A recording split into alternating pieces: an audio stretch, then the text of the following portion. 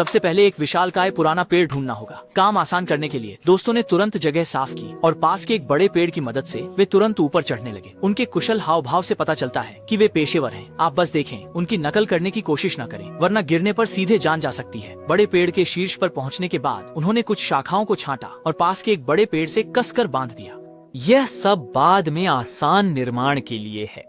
उन्होंने ढेर सारी लकड़ियां लाई, पास के पेड़ का सहारा लेकर एक एक करके ऊपर सीढ़ियां बनाई। हर कील 20 सेंटीमीटर की थी, इसलिए गुणवत्ता की कोई चिंता नहीं थी। बेशक इस काम के लिए असाधारण सहन शक्ति के साथ साथ मजबूत मानसिक शक्ति और कौशल भी उतना ही जरूरी था। सीढ़ियां लगने के साथ वे पेड़ के तने के बीच तक पहुंच गए थे, जो लगभग सीधा था। चढ़ना वैसे भी आसान नहीं था, ऊपर से वजन उठाकर लगातार काम करना था। इसके लिए हुनर चाहिए। शुक्र है वे आखिर चोटी पर पहुँचे। कोई ढिलाई नहीं। पुली की मदद से उन्होंने तुरंत अगला काम शुरू किया।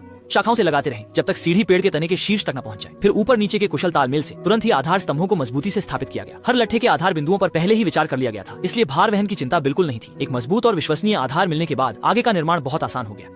त्रिकोणीय ढांचा बनाया, क्योंकि त्रिभुज सबसे स्थिर होता है। फिर चारों ओर फैलाया जब तक एक विशाल मंच पूरा नहीं हो गया। अभी थोड़ा हिलने पर भी यह लगातार डगमगाता है। फिर भी वे ऐसे चलते हैं जैसे समतल जमीन पर हो। जैसे ही तख्ते मंच पर बिछाए गए, एक चौड़ा ट्री हाउस मंच बनकर तैयार हो गया। ऊंचाई में बहुत अंतर होने के कारण चारों ओर सुरक्षा रेलिंग लगाना जरूरी है। इनके लगने से रहने की गुणवत्ता और सुरक्षित होगी।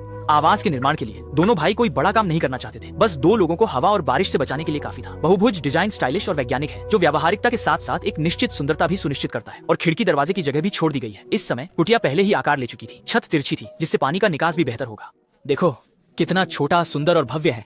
वहाँ रहने का अलग ही मजा होगा।